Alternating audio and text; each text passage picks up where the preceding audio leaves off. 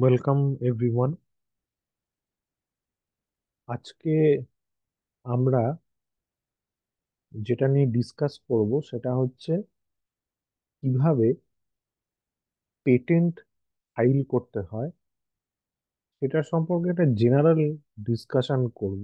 Actual ব্যাপারটা আরো অনেক বেশি কমপ্লেক্স এবং পেটেন্টেরও বিভিন্ন ধরনের পেটেন্ট হয়। তো সেগুলো নিয়ে আমি ইন ডিটেলস বলছি না, এটা জেনারেল ডেসক্রিপশন দেব যে পেটেন্ট কিভাবে ফাইল করতে হয়। তো পেটেন্ট ফাইল কিভাবে করতে হয় সেটা বলতে গেলে প্রথমে আগে বলা দরকার যে পেটেন্ট কি। অনেক ডেফিনেশন বিভিন্ন বইতে লেখা রয়েছে, ইন্টারনেটেও প্রচুর পেটেন্ট কি সেই সম্পর্কে প্রচুর ইনফরমেশন পাওয়া যাবে। কিন্তু তারও আগে যেটা বলা দরকার যে কিভাবে একটা প্রোডাক্ট তৈরি হয়। তো একটা প্রোডাক্ট তৈরি হওয়ার জেনারেল প্রসিডিওর হচ্ছে যে প্রথমে আগে মার্কেট সার্ভে করে দেখা হয় যে সেই প্রোডাক্টটার যে প্রোডাক্টটা লঞ্চ করা হবে তার কিরকম মার্কেটে ডিমান্ড আছে বা থাকতে পারে, এবং তারপর সেই প্রোডাক্টটা ডিজাইন করা হয় as per the voice of customers, অথবা যেভাবে ডিজাইন করলে কাস্টমারদের সুবিধা হতে পারে। আহ, এবং ডিজাইন করার পর সেটা প্রোডাকশন করা হয়। প্রোডাকশন প্রসেস,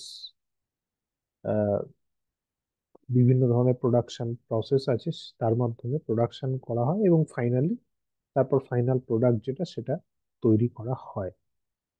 যদিও আমি এখানে প্রোডাক্টের কথা বলছি, বাট এটা টিপিক্যাল কোনো প্রোডাক্ট না হয়ে এটা কোনো সফটওয়্যার প্রোডাক্টও হতে পারে।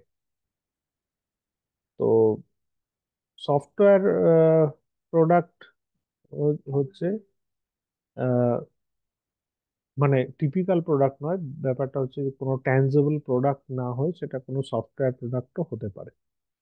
সফটওয়্যার প্রোডাক্টও ডিজাইন করা হয় বিভিন্ন ধরনের। একটা ধরা যাক একটা কোনো অ্যান্টিভাইরাস বানানো হচ্ছে, তার জন্য প্রচুর ফাইলস আছে, সেই ফাইলস গুলোকে প্রথমে আগে ডিজাইন করা হয় যে কি কি ফাইলস সেখানে ক্রিয়েট করতে হবে, অথবা কোনো সফটওয়্যারে সেটা প্রোগ্রামিং ল্যাঙ্গুয়েজে সে থাকে, কোডিং থাকে যেটা লিখতে হয়। তো সেইটা kind of design of the software product. তো এক্ষেত্রে প্রোডাক্ট বলতে দু ধরনের, ট্যানজেবল প্রোডাক্ট বা এবং ইনট্যানজেবল প্রোডাক্ট বা সফটওয়্যার প্রোডাক্ট, দুটো ধরনের প্রোডাক্টের কথাই কিন্তু বলা হচ্ছে। তো পেটেন্ট হচ্ছে যে প্রোডাক্টটা যেভাবে বানানো হচ্ছে সেই একটা, হয়তো কোনো নতুন প্রোডাক্ট ডেভেলপ করা হয়েছে, সেই প্রোডাক্টটা কিভাবে বানানো হচ্ছে সেই প্রসিডিওরটাকে প্রোটেক্ট করা হয় পেটেন্টের মাধ্যমে, যাতে অন্য কেউ সেটা ব্যবহার করে ওই প্রোডাক্টটা, ওই এক্সাক্ট প্রোডাক্টটা যাতে, বা ওই প্রোডাক্টটা বা ওই ধরনের প্রোডাক্ট যাতে বানাতে না পারে, সেইটা পেটেন্ট করার মাধ্যমে, একটা অফিসিয়াল প্রসিডিওর পেটেন্ট, সেটার মাধ্যমে সেই প্রসিডিওরটাকে প্রোটেক্ট করা হয়। এখন এখানে একটা জিনিস বলার, যে এখানে প্রসেসের ব্যাপারটা খুব ইম্পর্টেন্ট একটা ইস্যু। হতে পারে যে হয়তো কোনো একটা প্রোডাক্ট, সেটা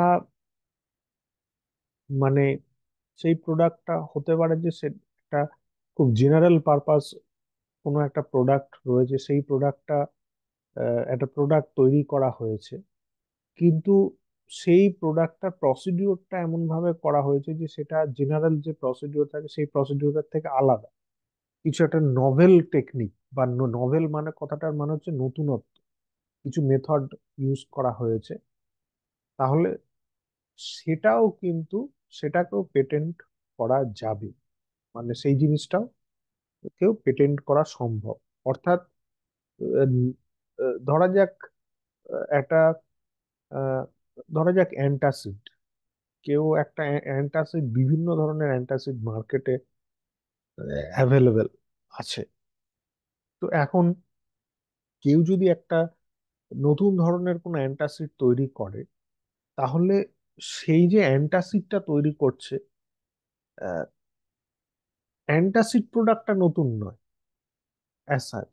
অ্যান্টাসিড মার্কেটে বহু ধরনের অ্যাভেলেবেল, কিন্তু কেউ হয়তো এমন উপায়ে অ্যান্টাসিডটা আবিষ্কার করেছে যে যেটা গতানুগতিক নয়, যে প্রসিডিওরটা হয়তো খুব ইনোভেটিভ, খুব নভেল একটা প্রসিডিওর, এবং সেই প্রসেসটা ইউজ করার ফলে হয়তো ওই অ্যান্টাসিডটার অনেক হয়তো কস্ট রিডিউস করা গেছে, তাহলে সেটাও কিন্তু পেটেন্ট করা যায়। মানে এটা বলতে চাইছি যে যেরকম কোন একটা একদম অ্যাবসলিউটলি নতুন ধরনের কোন একটা প্রোডাক্ট, সেটা বানানোর য- যে মেথড, সেই মেথডটাকে যেমন পেটেন্ট করা যায়, সেরকম যে যদি কোনো নতুন, খুব বিরাট কিছু নতুন প্রোডাক্ট না হয়, কিন্তু তার মেথডোলজিটা যদি ইনোভেটিভ, নতুনত্ব থাকে, তাহলে সেটাও কিন্তু পেটেন্ট করা যায়। তো আহ, এটা একটা পেটেন্টের সম্পর্কে একটা ধারণা দিলাম। তো এখন পেটেন্ট না করলে কি হবে সেটা একটা বলা দরকার। পেটেন্ট যদি না করা হয়, তাহলে কোনো কাস্টমার, সেই কাস্টমার সেই প্রোডাক্টটা কিনে নেবে, এবং কিনে নিয়ে সেটা রিভার্স ইঞ্জিনিয়ারিং করতে পারে, করে একটু একটু এডিট করে সিমিলার সর্ট অফ প্রোডাক্ট মার্কেটে লঞ্চ করে দিতে পারে। এর ফলে কি হবে, যে মূল, যে ওই প্রোডাক্টটা ডেভেলপ করেছে, সে প্রপার ক্রেডিট পাবে না, এবং তার আহ, মানে তার যে প্রোডাক্টটা রয়েছে সেই প্রোডাক্টটা মার্কেটে আর চলবে না, তার কম্পিটিটর চলে আসবে। তো এইটা বা চললেও তার কম্পিটিটর যেহেতু চলে আসবে, তার বিজনেসের জন্য সেটা লোকসান হবে। তো সেই হতে পারে, সেই কারণের জন্য পেটেন্টটাকে ফাইল করে রাখার কথা বলা হয়, কারণ পেটেন্ট ফাইল করে রাখলে সে এই কাজটা করতে পারবে না। মানে এটা একটা লিগাল অব্লিগেশনের মধ্যে সে পড়ে যাবে। তো সেই জন্য পেটেন্ট করার ব্যাপারটা খুবই দরকার। এখন একটা জিনিস সবসময় আমাদের খুব গুলিয়ে যায়, সেটা হচ্ছে what is the difference between copyright and patent. Copyright হচ্ছে যে, যে নতুন ইনোভেটিভ প্রোডাক্টটা যেটা হলো, সেই প্রোডাক্টটার কপিরাইট থাকে, প্রোডাক্টটার অ্যাকচুয়ালি অ্যাজ সাচ পেটেন্ট থাকে না, কিন্তু যে মেথডটা দিয়ে প্রোডাক্টটা তৈরি করা হয়েছে সেটার কিন্তু পেটেন্ট থাকে। ধরা যাক একটা, এমন একটা প্রিন্টার কেউ ডেভেলপ করেছে, যে প্রিন্টার দিয়ে খুব সুন্দর কিছু পেন্টিং সেটা আহ, উম, মানে আউটপুট হিসেবে বেরোচ্ছে, তাহলে সেই পেন্টিং গুলো একদম মানে সেই পেন্টিং গুলো হচ্ছে ভীষণ একদম নতুনত্ব টাইপের কিছু পেন্টিং, বা ইউনিক টাইপের পেন্টিং। তো সেখানে ওই কোম্পানির একটা কপিরাইট থাকবে, কপিরাইট থাকতে পারে, কিন্তু যে মেথডটা, সে মেথডটাকে কিন্তু পেটেন্ট ফাইল করে প্রোটেক্ট করতে হবে হবে। এবং শুধুমাত্র যে কোনো ইন্ডিভিজুয়াল যে পেটেন্ট ফাইল করতে পারে তাই নয়, কোনো কোম্পানিও পেটেন্ট ফাইল করতে পারে, বা কোম্পানি বা অর্গানাইজেশন। তো এখন যেটা জানা দরকার যে পেটেন্টেবল জিনিস কি কি হয়। পেটেন্টেবল জিনিসের মধ্যে এটা বোঝা দরকার যে আহ, সবকিছু জিনিস কিন্তু পেটেন্টের আওতায় আসে না। যেমন কেউ যদি কোনো নতুন থিওরি ডেভেলপ করে, কোনো ফিজিক্সের কোনো থিওরি বা কেমিস্ট্রি কিছু কোনো থিওরি, তো সেই নতুন থিওরি ডেভেলপ করাটা, সেটা পেটেন্টের মধ্যে পড়ে না। যতক্ষণ না তার মানে শুধুমাত্র থিওরি ডেভেলপ করা কোনো পেটেন্টের মধ্যে পড়ে না, যতক্ষণ না পর্যন্ত তার একটা সেটার কোনো প্রোডাক্ট যতক্ষণ না বের হচ্ছে। কোনো হয়তো কোনো থিওরি ডেভেলপ করা, এমন কিছু ডেভেলপ করা হয়েছে যার ফলে আমি একটা প্রোডাক্ট পাচ্ছি, তখন সেটাকে পেটেন্ট করা যেতে পারে। কিন্তু আহ, শুধুমাত্র থিওরি ডেভেলপ করা করা যার কোনো আউটকাম হিসেবে যার কোনো প্রোডাক্ট নেই, সেক্ষেত্রে কিন্তু পেটেন্ট ফাইল করা যায় না, এক্সেপ্ট কোনো নভেল যদি বিজনেস মেথড থেকে থাকে, সেটা নভেল বিজনেস মেথডের ক্ষেত্রে পেটেন্ট ফাইল করা যায়। আহ, এবার হচ্ছে যেটা আহ, এবং এবং তার সাথে আর একটা জিনিস, কেউ যদি কোনো কিছু ডিসকভারির ক্ষেত্রে কিন্তু পেটেন্ট ফাইল করা যায় না। ডিসকভারি মানে কেউ হয়তো আহ কোনো একটা হয়তো মিনারেল, কোনো একটা খনিজ কেউ একটা খুঁজে পেয়েছে, কোনো নতুন ধরনের মেটেরিয়াল খুঁজে পেয়েছে, সেক্ষেত্রে কিন্তু সেটা যেটা অলরেডি নেচারে অ্যাভেলেবেল, সেক্ষেত্রে কিন্তু পেটেন্ট ফাইল করা যায় না। আহ, তো পেটেন্ট ফাইল করতে গেলে যেটা মাথায় রাখতে হবে যে পেটেন্ট পেটেন্টেবিলিটির ক্ষেত্রে সেটা নভেল কোনো একটা মেথড হতে হবে প্রসিডিওরটা, এবং সেটার কোনো একটা ইউজফুল পারপাস থাকতে হবে। এরকম নয় যে আমি কোনো একটা নভেল মেথড আবিষ্কার করেছি, একটা প্রোডাক্ট ডেভেলপ করেছি, তার কোনো ইউজফুল পারপাস নেই। সেটার ইউজফুল পারপাস থাকতে হবে, এবং সেটা নন অবভিয়াস হতে হবে। অর্থাৎ সেখানে সেখানে এমন কিছু ইউনিকনেস সেই জায়গাটার মধ্যে থাকবে, যেটা কি কিনা যেটা আহ, মানে যেটা কখনো অন্য কারোর পক্ষে, মানে নন অবভিয়াস কথাটাকে যদি এক্সপ্লেন করা হয়, তাহলে তার আসল মানে হচ্ছে যে সেটা এমন কিছু হবে যে যেটা কিনা আর একজন লোকের পক্ষে আরবিট্রারিলি সেই একই জিনিসটা ডেভেলপ করা, সেটা খুব মুশকিল হবে। যেমন ধরা যাক যে আমি যদি কোনো একটা খুব স্ট্রং পাসওয়ার্ড দিই, ঠিক আছে, সেটা ধরা যাক আমি একটা 10-10 ডিজিটের একটা খুব স্ট্রং পাসওয়ার্ড দিই, তাহলে অন্য আর একটা লোক সেই একই পাসওয়ার্ড দিচ্ছে, এর প্রবাবিলিটি থাকতে পারে না। এর প্রবাবিলিটি প্রায় মানে খুবই কম।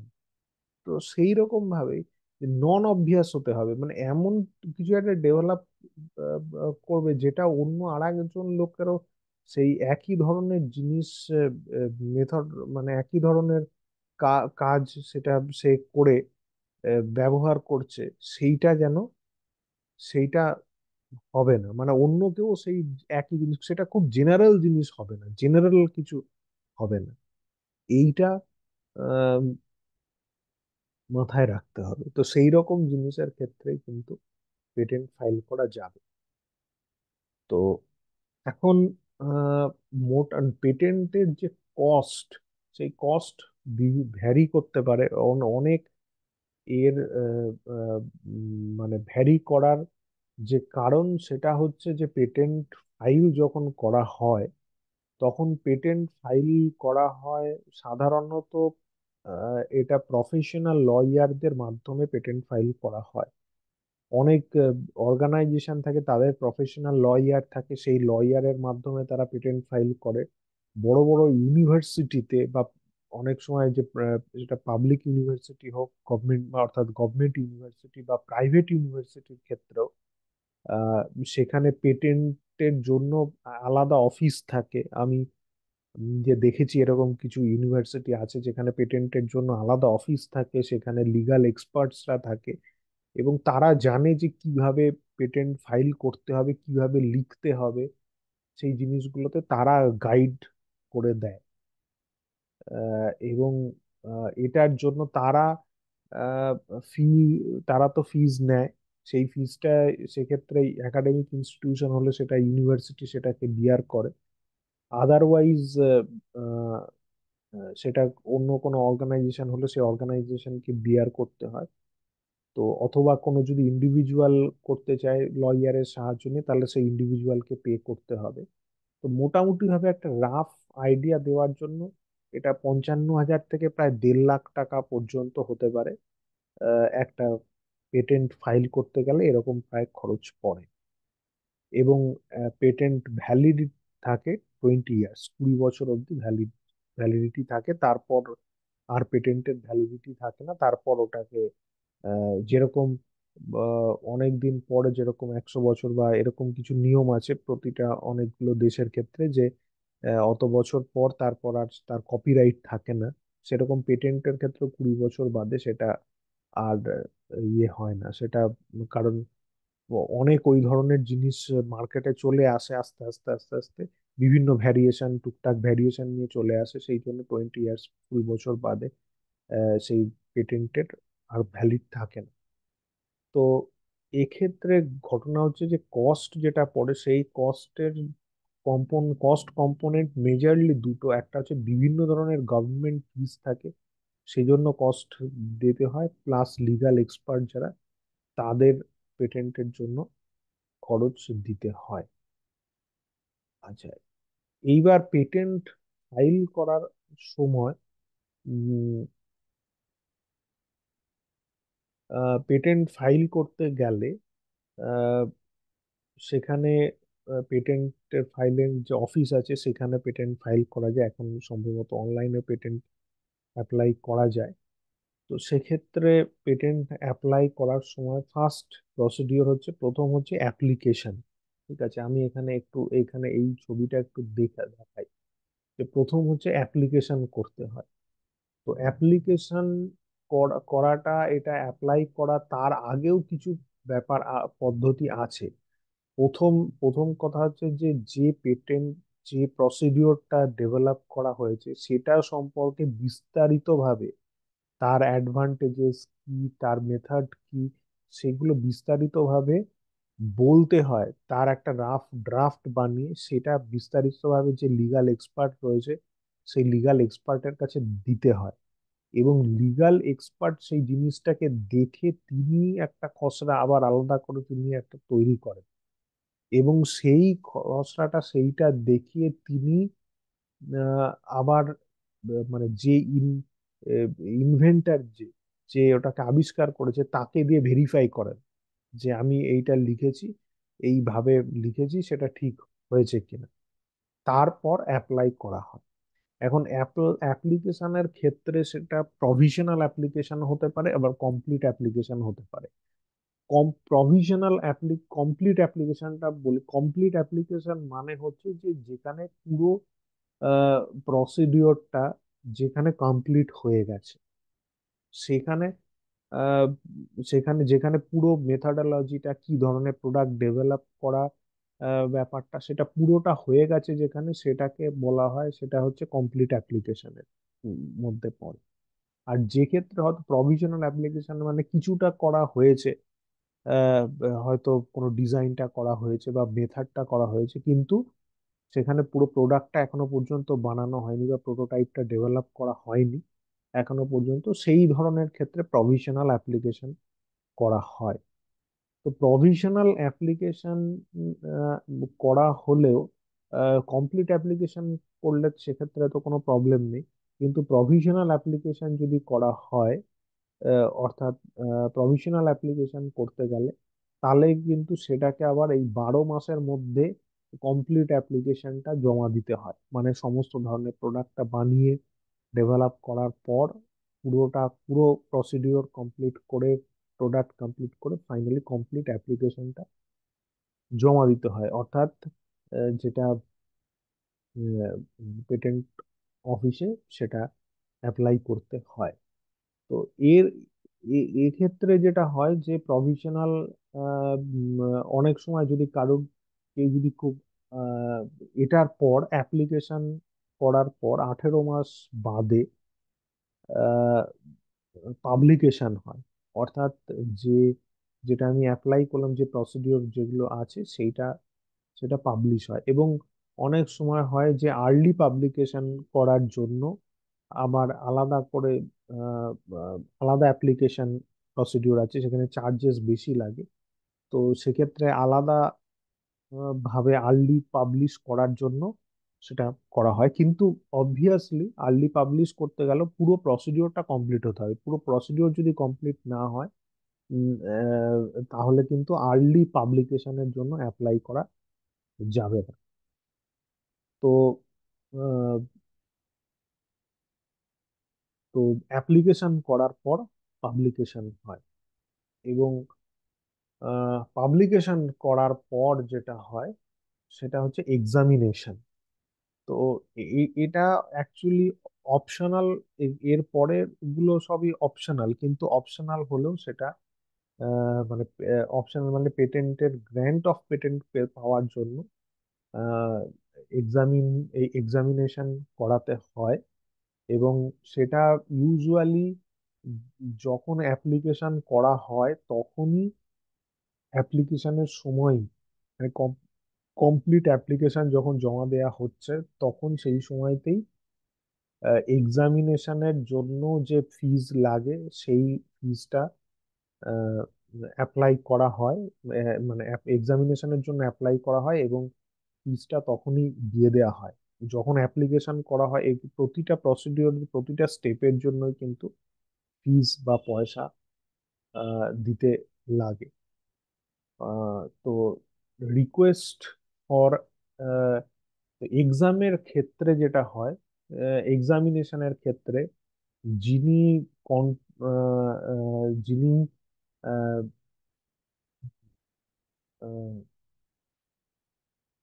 কন্ট্রোলার আছেন, সেই কন্ট্রোলার সেটাকে এক্সামিনারের কাছে পাঠায়, বা অর্থাৎ যারা এক্সপার্ট আছে তাদেরকে পাঠানো হয়। জাস্ট লাইক জার্নাল জার্নাল পাবলিকেশনের ক্ষেত্রে যেমন প্রথমে অ্যাপ্লিকেশনের জায়গায় কমিউনিকেট করা হয় কোনো একটা জার্নাল আর্টিকেলকে, সেটাকে কমিউনিকেট করা হয়।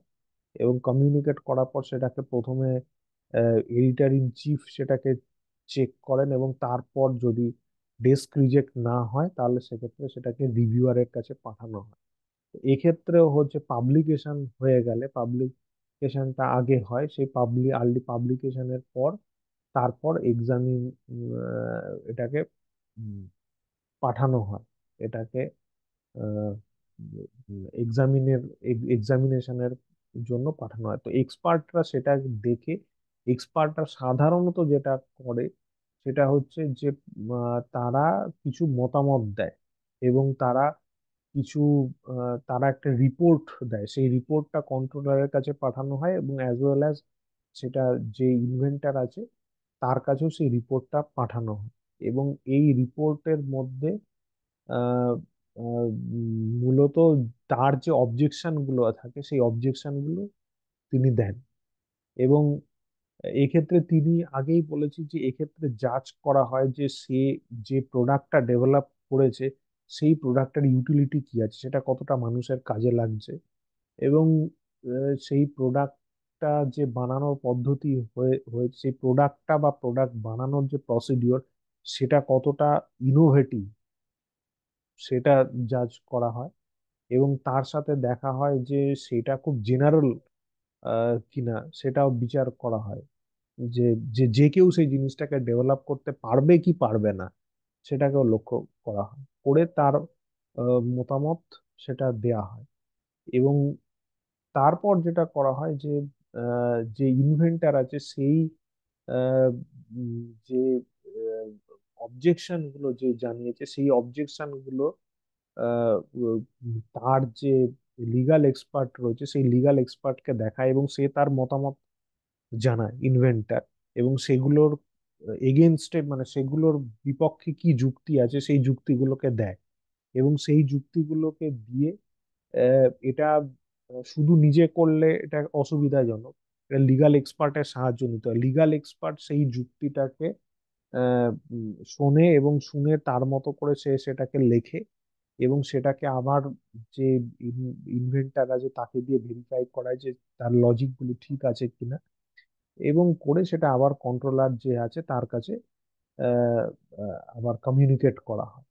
তো এইখানে কমিউনিকেট করার পর তারপর সেটা যদি কন্ট্রোলার মনে হয় যে হ্যাঁ, সেই যে পাল্টা যে যুক্তি যেগুলো দেয়া হয়েছে, অবজেকশন গুলোর এগেনস্টে যে লজিক গুলো দেয়া হয়েছে সেগুলো একসেপ্টেবল, তাহলে পেটেন্টটা গ্র্যান্টেড হয়। তো এটা হচ্ছে মূলত, এটা একটা ওভারঅল একটা আইডিয়া যে প্রথমে অ্যাপ্লাই করা হয় পেটেন্টটা, এবং তারপর অ্যাপ্লিকেশন প্রথমে আগে ফার্স্ট ফার্স্ট স্টেপ হচ্ছে যে লিগ্যাল এক্সপার্ট প্রথমে ডেভেলপ করা হয়, প্রসিডিওরটা করা হয়, করে তারপর সেটাকে লিগ্যাল এক্সপার্টসদের সাহায্য নিয়ে সেটাকে অ্যাপ্লিকেশন অ্যাপ্লাই করা হয়, তারপর পাবলিকেশন করা হয়, তারপর এক্সামিন হয়, তারপর আবার ফিডব্যাক দেয় তারা, এবং সেই ফিডব্যাকের এগেনস্টে আবার কন্ট্রোলারের কাছে ইনভেন্টর কমিউনিকেট করে। তো এটা হচ্ছে একটা ওভারঅল প্রসিডিউর। তো এখন এই ওভারঅল প্রসিডিউরে একটা প্রশ্ন থেকে যায় যে এটা সব জায়গায়, এই সমস্ত দেশের ক্ষেত্রে এটা ভ্যালিড কিনা। তো ঘটনা হচ্ছে যে এটা কিন্তু আহ, মানে পেটেন্টের ব্যাপারটা, পেটেন্ট হচ্ছে পেটেন্টস আর টেরিটোরিয়াল রাইটস, অর্থাৎ পেটেন্টটা অ্যাপ্লিকেবল শুধুমাত্র কোনো একটা কান্ট্রি বা রিজিয়নের জন্য পেটেন্টটা অ্যাপ্লিকেবল, যদিও এটা নিয়ম। কিন্তু ঘটনা হচ্ছে যে কেউ যদি কোনো নভেল মেথড আবিষ্কার না করে বা বের না করে, কেউ হয়তো কোনো কিছু জিনিস আমেরিকাতে বের করেছে এবং সেই জিনিসটা হয়তো কেউ এখানে সেই জিনিসটা ডেভেলপ করে দিয়েছে, তাহলে সেটা কিন্তু একসেপ্টেড সেই জিনিসটা হবেই না। এইটা হচ্ছে ব্যাপার, যে একই জিনিস যেটা অন্য জায়গাতেও আছে, সেই ওই একই জিনিস যদি কোনো জায়গায় কেউ যদি ডেভেলপ করে দেয়, তাহলে সেক্ষেত্রে কিন্তু সেই জিনিসটা একসেপ্টেবল হবেই না। তো উম, এক্ষেত্রে একসেপ্টেড হবেই না। তো সেই জন্য আলটিমেটলি নভেলটি, পেটেন্ট কোনো গ্র্যান্টেড হলে সেখানে কিছু নভেলটি সেখানে রাখতেই হবে। যদিও এই জিনিসটা সফটওয়্যার প্রোডাক্টসের ক্ষেত্রে করাটা একটু মুশকিল, কারণ সফটওয়্যার প্রোডাক্টসের ক্ষেত্রে সাধারণত কোডিংটা হাইড করা থাকে। সুতরাং সেটাকে যদি কেউ যদি কোডিংটা যদি কোনোভাবে ক্র্যাক করে দিয়ে একটু যদি এদিক ওদিক করে দেয়, একটু চেঞ্জ করে দিয়ে আহ, সে যদি বিশেষ করে যেগুলো ধরা যাক এক্সেল ফাইলের অ্যাড ইন থাকে, কোনো একটা অ্যাড অনকে সেটাকে হয়তো ইয়ে করা হয়েছে, সেটাকে হয়তো ভিভিএ করে করা হয়েছে, তাহলে সেক্ষেত্রে কিন্তু এটা জাজ করা অনেক ডিফিকাল্ট হয়ে যায় যে এক্সামিনার তার পক্ষে। কারণ সে নিজেও যদি ওই মানে ওই যে সফটওয়্যার রয়েছে সে সব বা অ্যাড অন রয়েছে সেটাকে যদি ক্র্যাক না করতে পারে, তাহলে কোডিংটা জানতে পারবে না। সুতরাং সে ওই জিনিসটা আহ, মধ্যে কতটা নভেলটি আছে না আছে, বা সেটা সে নিজে বানিয়েছে বা বানিয়েছে কি বানায়নি, সেটা কিন্তু বোঝা যাবে না। তো বা বোঝাটা বেশ অসুবিধাজনক হয়ে পড়ে। তো এটুকুনি। Thank you.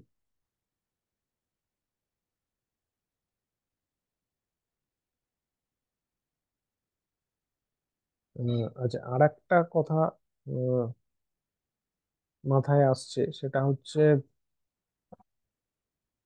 আহ,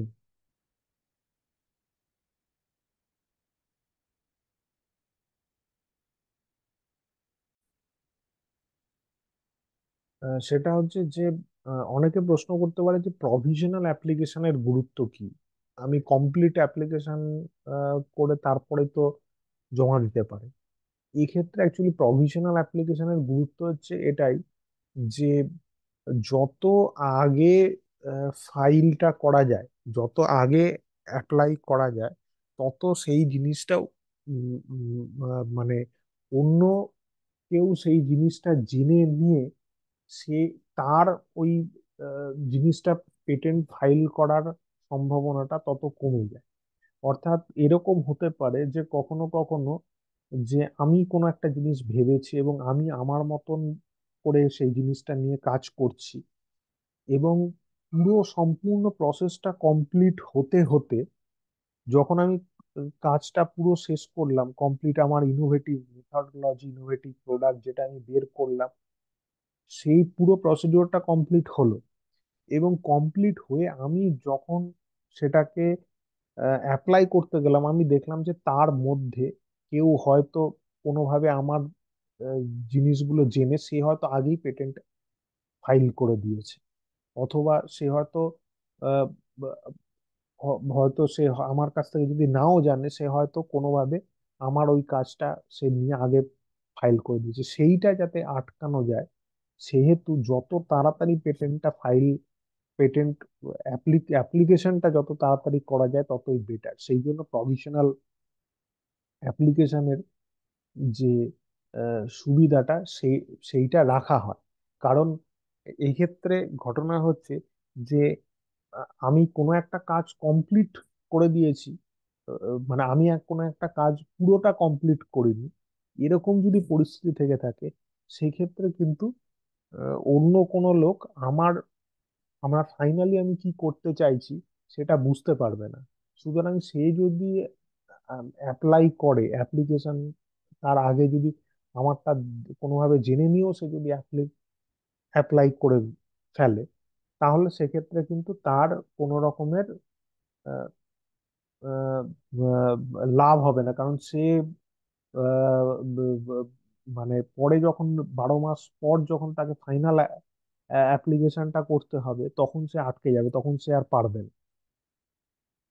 তো এইটা একটা ব্যাপার। আর আর একটা ব্যাপার সেটা হচ্ছে এই এই এক্ষেত্রে অ্যাপ্লিকেশন করার সময় অনেক সময় একটা এনডিএ বা নন ডিসক্লোজার এগ্রিমেন্ট দিতে হয়।